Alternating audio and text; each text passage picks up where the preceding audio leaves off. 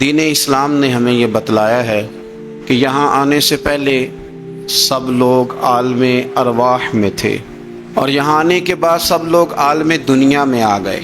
اس کے بعد جو آخری جہان ہے وہ عالم آخرت ہے، لیکن عالم دنیا اور عالم آخرت کے بیچ جو جگہ ہے اسے عالم برزخ کہا جاتا ہے۔ برزخ کا معنی تو پردے اور آڑ کے ہوتے ہیں، لیکن برزخ اس زندگی کو کہتے ہیں جو مرنے سے شروع ہو جاتی ہے اور قیامت کے قائم ہونے تک وہ زندگی انسان کے ساتھ رہتی ہے، اسے عالم برزخ کہا جاتا ہے۔ اسی کو قبر کی زندگی کہا جاتا ہے۔ لیکن عالم برزخ کیوں کہا جاتا ہے، اس کی کیا وجہ ہے؟ تو اس کی وجہ یہ ہے کہ ہر آدمی کو قبر نصیب نہیں ہوتی، تو جو جل کے مر گیا جزا اور سزا اسے بھی ملے گی، عذاب قبر اسے بھی ہوگا، پر اس کا نام کیا ہے؟ عالم برزخ۔ جو آدمی دریا میں ڈوب گیا جزا اور سزا کا معاملہ اس کے ساتھ بھی ہے، لیکن نام اس کا کیا ہے؟ عالم برزخ۔ نبی کریم صلی اللہ تعالی علیہ وسلم ارشاد فرمانے لگے، حضور فرماتے ہیں کہ ایک شخص نے وصیت کی تھی کہ جب میں مر جاؤں تو مجھے بڑا ڈر آتا ہے، میں اللہ کے حضور کس طرح کھڑا ہوں گا۔ اپنی اولاد سے کہنے لگا کہ اس طرح کرنا کہ میری لاش کو جلا دینا، پھر میری راکھ کو ہواؤں میں اڑا دینا، میں اپنے رب کریم کے سامنے کھڑا نہیں ہو سکتا۔ اس کے بچوں نے اسی طرح کیا۔ حضور صلی اللہ علیہ وسلم فرماتے ہیں پھر اللہ نے زمین کے ذروں کو حکم دیا اور زمین نے سارے ذرے اکٹھے کیے، پھر رب نے اسے زندگی دی اور پھر پوچھا یہ تو نے وصیت کیوں کی تھی؟ تو اس کرتا ہے اللہ میں تیرے سامنے کھڑا نہیں ہو سکتا تھا، مجھے اپنے اعمال کا پتہ تھا، جے ویکھاں میں عملاں والے تے پھر تے کچھ نہیں نا میرے پلے، تو میں ڈرتا تھا کہ کیا بنے گا۔ تو رب فرمائے گا فرشتوں میرا بندہ سچ کہتا ہے، اسے میرے فضل سے جنت عطا کر دو۔ تو اللہ ذروں کو بھی جمع کرے گا، ہواؤں میں، خشکیوں میں، سمندروں میں، مرنے کے بعد انسان جہاں بھی ہوگا اسے جزا اور سزا کا معاملہ وہاں ملے گا۔ اب عذاب قبر جو ہے، قبر کے اندر جو انسان کا عذاب ہے تو وہ بھی عالم برزخ کا عذاب ہے۔ میرے رسول کریم صلی اللہ تعالی علیہ وسلم نے نا کچھ چیزوں سے پناہ مانگی ہے، خود حضور نے، خود نبی پاک صلی اللہ علیہ وسلم، رسول کریم علیہ السلام نے پناہ مانگی۔ حضور فرمانے لگے اے اللہ مجھے کنجوسی سے، بخیلی سے پناہ عطا فرما، اور حضور نے باقاعدہ پناہ مانگی ہے کہ اے اللہ مجھے ارذل العمر ہونے سے پناہ میں رکھ، جب عمر اتنی زیادہ ہو جائے کہ وجود کے حصے کام کرنا چھوڑ جائیں، اس سے پناہ مانگی۔ اور خود میرے نبی پاک علیہ السلام نے قبر کے عذاب سے پناہ مانگی۔ یہ تعلیم امت کے لیے کہ تم بھی پناہ مانگو عذاب قبر سے۔ قبر کا عذاب برحق ہے، قبر کے لیے تیاری کر کے رکھنا، اپنی قبر کو یاد رکھنا، مر جانے کو یاد رکھنا۔ حضرت سعد بن معاذ رضی اللہ تعالیٰ عنہ کا جب جنازہ تھا تو صحابہ کرام فرماتے ہیں حضور نے نماز جنازہ کی امامت فرمائی تو قبر کے تیار ہونے میں کچھ دیر تھی، تو رسول کریم صلی اللہ علیہ وسلم زمین پر بیٹھ گئے اور ایک لکڑی سے حضور زمین کریدنے لگے، لکڑی سے۔ ہم وہ انتظار تھے کہ اللہ کے رسول صلی اللہ علیہ وسلم سر مبارک اٹھائیں، ہمیں کو نصیحت کریں۔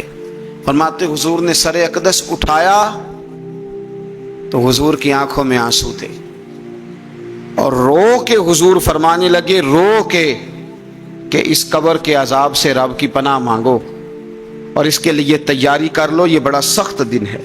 رو کے حضور نے فرمایا، رو کے۔ آج تو لوگ مذاق بناتے ہیں، آج لوگ مذاق اڑاتے ہیں، کچھ فقیر صوفی درویش کہلانے والے بھی، وہ کہتے ہیں جو مولوی بتا رہا ہے نا قبر میں بچھو ہوں گے، سانپ ہوں گے، یہ تو مولوی اپنی قبر بتا رہا ہے، ہمارا اس سے کیا لینا دینا ہے۔ خدا سے ڈریں۔ وہ چیزیں جو احادیث مبارکہ میں آ گئیں، جس سے نبی پاک نے ہمیں سمجھایا، آپ اس تنبیہ کو، اس نصیحت کو آپ اس رنگ میں لیں گے کہ مذاق بنایا جائے گا دین کا؟ بجائے اس کے کہ اس سے ڈرا جائے، بجائے اس سے حضرت سیدنا برا بن عازب رضی اللہ تعالیٰ عنہ ارشاد فرماتے ہیں کہ میں نے نبی پاک صلی اللہ تعالیٰ علیہ وآلہ وسلم سے خود اس بات کو سنا ہے، خود رسول کریم صلی اللہ علیہ وسلم نے فرمایا۔ حضرت زید بن ثابت رضی اللہ تعالیٰ عنہ بھی اس بات کے راوی ہیں، فرماتے ہیں ہم جا رہے تھے تو 5-6 قبریں تھی، تو حضور نے فرمایا کن کی قبریں؟ تو ہم نے عرض کی یا رسول اللہ صلی اللہ علیہ وسلم یہ کافروں کی قبریں ہیں۔ یہ صحیح مسلم میں حدیث موجود ہے، کفار کی قبریں۔ تو اللہ کے رسول صلی اللہ علیہ وسلم فرمانے لگے، ذرا حدیث کے لفظوں پہ غور کرنا، حضور فرمانے لگے اگر مجھے ڈر نہ ہوتا کہ تم اپنے مردوں کو دفن کرنا چھوڑ دو گے، اگر مجھے اس بات کا ڈر نہ ہوتا کہ تم اپنے لوگوں کو، مرنے والوں کو قبروں میں دفن کرنا چھوڑ دو گے، اگر یہ مجھے ڈر نہ ہوتا تو میں تمہیں سناتا کہ قبر کے اندر کس طرح عذاب ہوتا ہے، تمہیں دنیا میں رہ کے میں سناتا، پر ڈر ہے کہ کہیں تم اپنے مرنے والوں کو قبروں میں دفن کرنا چھوڑ ہی نہ دو، اس لیے میں تمہیں یہ بات نہیں بتاتا۔ اور میرے رسول کریم صلی اللہ تعالی علیہ وآلہ وسلم نے پھر ارشاد فرمایا، اپنے غلاموں کی طرف نظر فرمائی، یہ بات کہہ کے کہ اگر مجھے ڈر نہ ہوتا کہ تم دفن کرنا چھوڑ دو گے تو تمہیں میں سنا دیتا کہ قبر میں کیا عذاب ہوتا ہے۔ پھر حضور نے صحابہ سے فرمایا چلو بھائی دوزخ کے عذاب سے اللہ کی پناہ مانگو، تو سب کہنے لگے ہم دوزخ کے عذاب سے اللہ کی پناہ مانگتے ہیں۔ پھر نبی پاک صلی اللہ تعالی علیہ وسلم نے ارشاد فرمایا تم سب کہو کہ ہم قبر کے عذاب سے اللہ کی پناہ مانگتے ہیں۔ تو صحابہ نے کہا ہم قبر کے عذاب سے اللہ کی پناہ مانگتے ہیں۔ پھر میرے رسول پاک علیہ الصلوۃ والسلام نے فرمایا تم کہو، سارے یہ کہو کہ ہم ظاہری اور باطنی فتنوں سے اللہ کی پناہ مانگتے ہیں۔ تو صحابہ نے کہا کہ ہم ظاہری اور باطنی فتنوں سے اللہ کی پناہ مانگتے ہیں۔ پھر میرے محبوب علیہ السلام نے فرمایا تم کہو کہ ہم دجال کے فتنے سے اللہ کی پناہ مانگتے ہیں۔ تو صحابہ کرام نے کہا کہ اے اللہ ہم دجال کے فتنے سے تیری پناہ میں آتے ہیں۔ نبی پاک علیہ السلام نے یہ الفاظ کہہ کے یہ بات بتلا کے ہمیں سمجھا دیا، ہمیں قائل فرمایا محبوب نے کہ یاد رکھنا، اس بات کو اچھی طرح سمجھ لینا کہ اگر مجھے ڈر نہ ہوتا کہ تم اپنے مردوں کو دفن کرنا چھوڑ دو گے تو تمہیں بتلا دیتا کہ قبر میں کتنا سخت عذاب ہوتا ہے۔ اپنے معاملات پر غور کریں۔ ہمارا وہ کسی شاعر نے کہا تھا کہ مرنے کے بعد مجھ کو 2 گز زمین جو ملی تو دیکھو بعد مرنے کے ہی ہم جاگیردار ہو گئے۔ تو اصل تو جاگیر وہی ہے اور طے ہے، جتنا مرضی اے سی لگا کے کمرہ ٹھنڈا کر لیں، ٹائل پتھر لگا کے اس کو آپ صاف ستھرا کر لیں، اور آپ اٹھنے کی بھی تکلیف نہ کریں، ریموٹ کنٹرول کے ساتھ ہر چیز اپنے کمرے کی آپ کنٹرول کر لیں، پورا ہوادار کر لیں، لیکن آپ بچیں گے تب نہ جب قبر جنت کے باغوں میں سے باغ بنے گی۔ اگر وہ جنت کے باغوں میں سے باغ نہیں بنتی تو پھر فائدہ نہیں ہے۔ میرے رسول کریم صلی اللہ تعالی علیہ وآلہ وسلم کے پیارے صحابی حضرت عثمان غنی رضی اللہ تعالیٰ عنہ فرماتے ہیں، یہ سنن ابو داؤد شریف کی حدیث ہے کہ حضور نے فرمایا جب میت کو دفن کر کے فارغ ہو جاؤ تو اس کی قبر پر کھڑے رہو۔ خود حضور بھی قبر پر کھڑے رہتے دفن کرنے کے بعد، اور فرماتے اس کے ثابت قدم رہنے کی دعا کرو، اس لیے کہ اب اس سے سوال و جواب ہوں گے، اب فرشتے اس کی قبر میں آئیں گے، اب اس سے پوچھیں گے، اب اس کے ساتھ وہ امتحان ہوگا، تو اس کے لیے دعا کرو، قبر پہ کھڑے ہو کے دعا مانگو۔ ایک حدیث میں فرمایا کہ اتنی دیر دعا مانگو کہ جتنی دیر اونٹ ذبح کر کے کھال اتار کے گوشت بنا کے، اونٹ ذبح کرنا سب سے زیادہ مشکل ہے، اونٹ ذبح کر کے کھال اتار کے گوشت بنا کے بانٹ دیتے ہو، اتنی دیر مرنے والے کی قبر پہ کھڑے رہ کے دعا مانگا کرو، کیونکہ اب فرشتے آئیں گے، سوال و جواب ہوگا۔ تو عذاب قبر، مصنف عبد الرزاق میں حدیث ہے کہ ایک بندے کو صرف 1 کوڑا مارا گیا تھا قبر میں، 1 کوڑا، 1 درہ، تو اس کی ساری قبر میں آگ بھڑک اٹھی تھی۔ تو پوچھتا ہے کہ یہ 1 کوڑا مجھے کیوں مارا گیا؟ تو انہوں نے کہا ایک وجہ تو یہ تھی کہ تو پاکی پلیدی کا خیال نہیں کرتا تھا، اور دوسری وجہ یہ تھی کہ ایک دفعہ ایک مظلوم نے تجھ سے کہا تھا میری مدد کر، اور تو مدد کرنے پہ قادر تھا، تیرے اندر ہمت تھی، پر تو اس کی مدد کے لیے تیار نہیں ہوا. وہ ہمارا مشہور فکر ہے نا کہ سانو کی لگے, پرائی لڑائی پرائی آگ نو اسی گھر کیوں لے آئیے. تو وہ جو ہمارا خاص معاملہ ہے نا کہ کسی کی مدد نہیں کرنی, وہ ہمیں خراب کرتی ہے, وہ ہمیں خراب کرتی ہے, ہمارے حالات بگڑ جاتے ہیں. ہم مدد کرنے پہ قادر ہوتے ہیں پر کسی مظلوم کی مدد, ایک کوڑا لگا تو پوری قبر میں آگ بھڑک اٹھی. عذاب قبر سے اللہ کی پناہ مانگی جائے, ڈرا جائے, اور آخرت کے لیے قبر کے لیے تیار. قرآن مجید نے کہا وَإِذَا الْقُبُورُ بُعْثِرَتْ, جب قبریں کریدی جائیں گی نا تو عَلِمَتْ نَفْسٌ مَّا قَدَّمَتْ وَأَخَّرَتْ, پھر ہر جان لے گی کہ اس نے آگے کیا بھیجا اور پیچھے کیا چھوڑا. میرے عزیز, اپنی قبر کے لیے اپنی آخرت کے لیے فکر کریں, تیاری کریں. مولا رومی ایک بڑی خوبصورت مثال دیتے ہیں اور بڑے شاندار انداز میں بات سمجھاتے ہیں. وہ کہتے ہیں مصر کے اندر نا ایک رواج تھا کہ وہ سال کے آخر میں, سمجھ لیں ذی الحج کے آخری دن, یا جس طرح آج کل لوگ جنوری فروری سے کام چلاتے ہیں, تو وہ دسمبر کی آخری تاریخ کو نا پچھلے بادشاہ کو معطل کر دیتے تھے, اور یکم تاریخ کو وہ جا کے دریا کے کنارے کھڑے ہوتے تھے تو کشتی آتی تھی, جو پہلا آدمی اترتا تھا اسے بادشاہ بنا لیتے تھے. پورا سال اس کی بات مانتے, اور سال کے آخر میں جا کے پھر اس کو جنگل میں, جہاں جنگل میں درندے تھے, جھاڑیاں تھیں, خوفناک جگہ تھی, وہاں جا کے چھوڑ آتے تھے. درندے اسے پھاڑ ڈالتے. تو ایک سال ایک دانشمند آدمی اترا, وہ اس کو انہوں نے کہا کہ بھئی تو ہمارا بادشاہ ہے. انہوں نے کہا یہ کیا بات ہوئی, بادشاہ ہوں تو کیا مطلب. انہوں نے کہا جی ہمارا اصول ہے, پورا سال تیری بات مانیں گے, سال کے بعد جنگل میں چھوڑ آئیں گے. کہنے لگا سال تو بات مانو گے نا. نے کہا ہاں.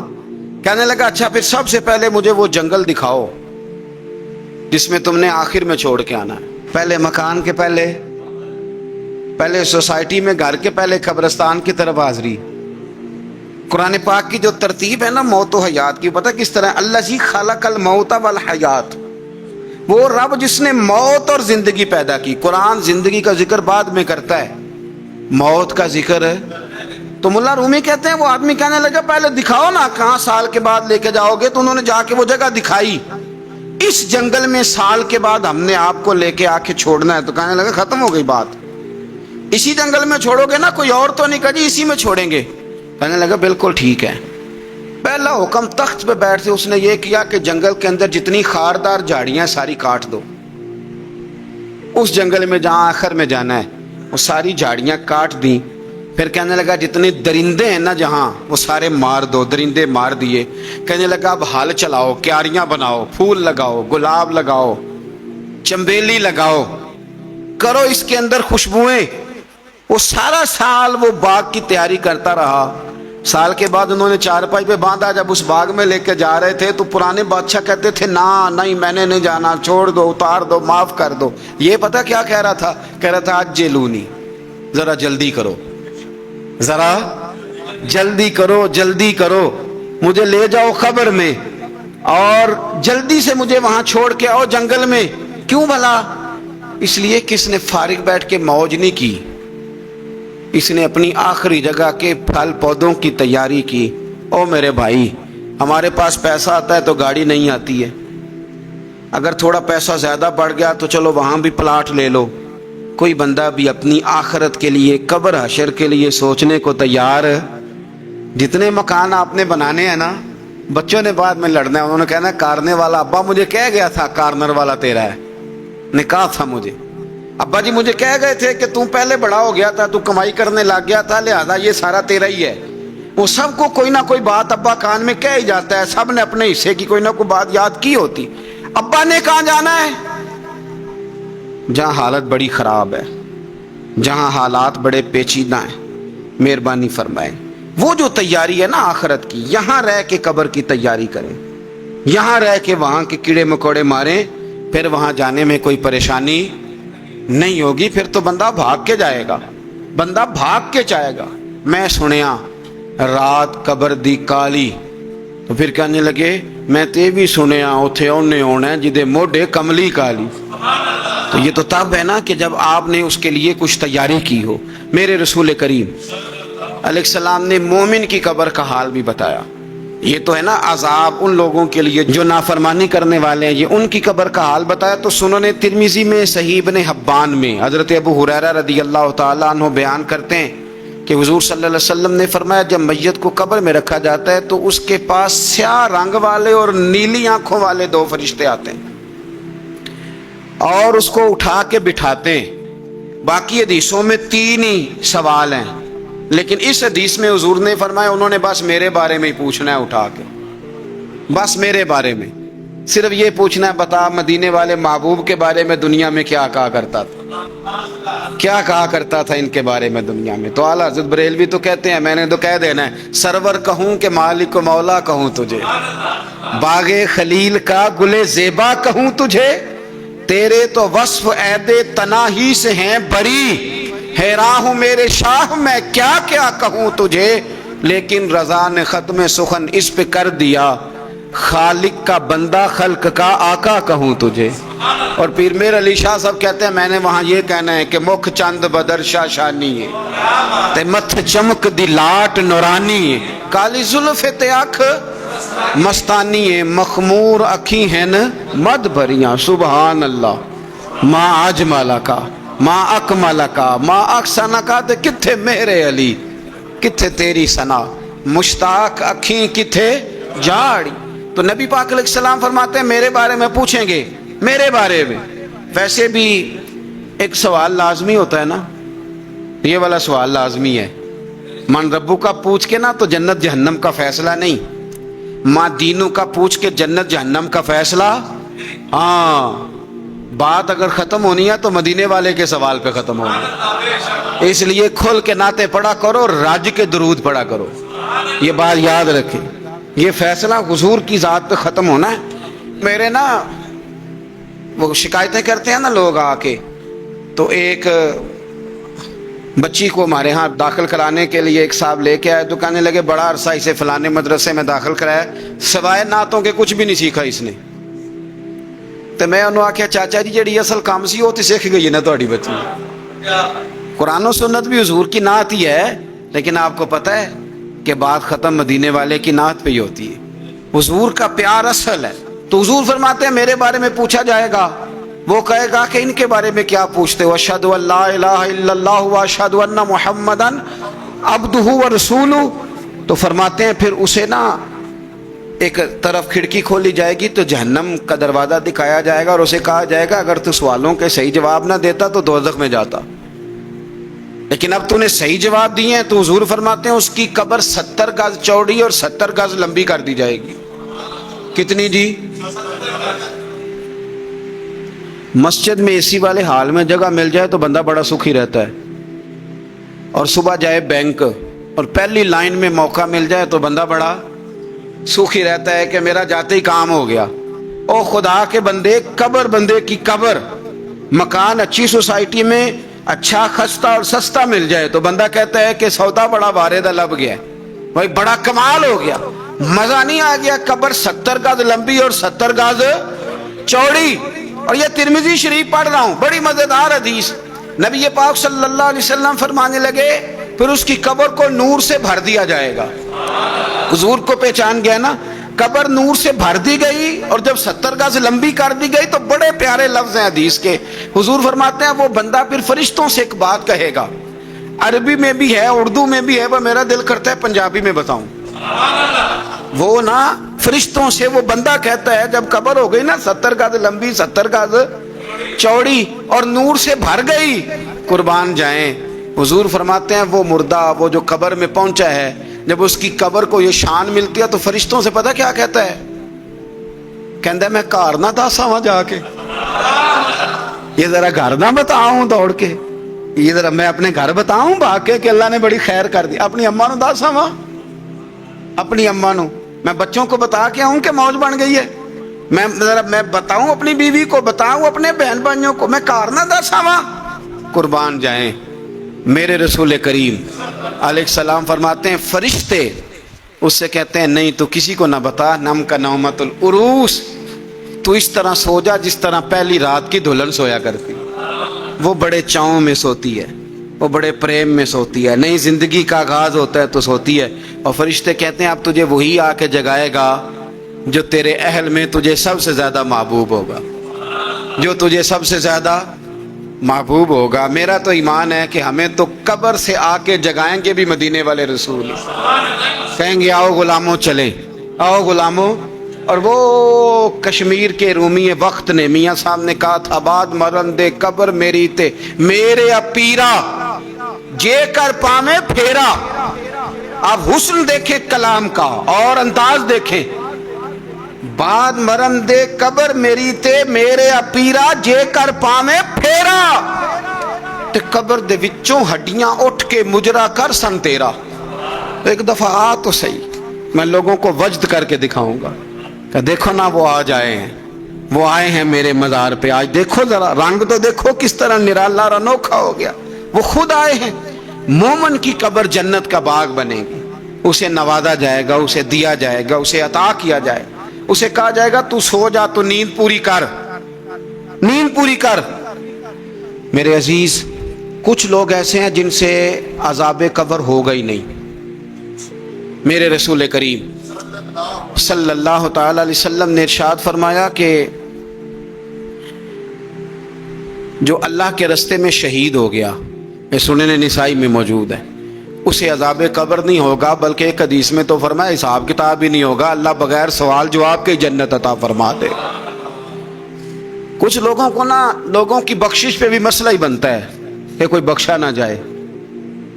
اور ایک صاحب کہہ رہے تھے جی یہ کیا معاملہ ہے کہ جمعے کو بندہ مر گیا یا فلانا ہو گیا تو اس سے حساب کتاب نہیں ہوگا، اتنے اتنے بڑے جرم لوگوں نے کتنے اتنے پاپ، اور جمعے کو مر گیا تو بخشا جائے گا۔ تو میں نے کہا جرموں کا بھی اسے حساب اللہ لے لے گا، لیکن میاں حساب کتاب کی ڈیوٹی نہ اللہ کی ہے تو بہتر یہ ہے کہ اسی کے ہاتھ میں رہے، تو نہ اپنے ہاتھ میں لینے کی کوشش کر۔ سنن ترمذی کی حدیث۔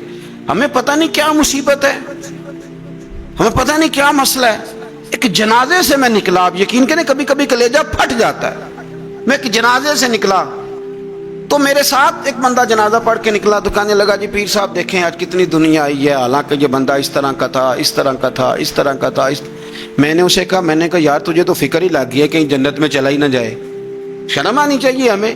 اللہ فرماتے ہیں جنت اتنی چوڑی ہے جتنے زمین و آسمان، اس کی چوڑائی زمین اور آسمان کے برابر ہے، تو ہم تو اپنے علاوہ کسی کو جانے نہیں دینا چاہتے جنت میں۔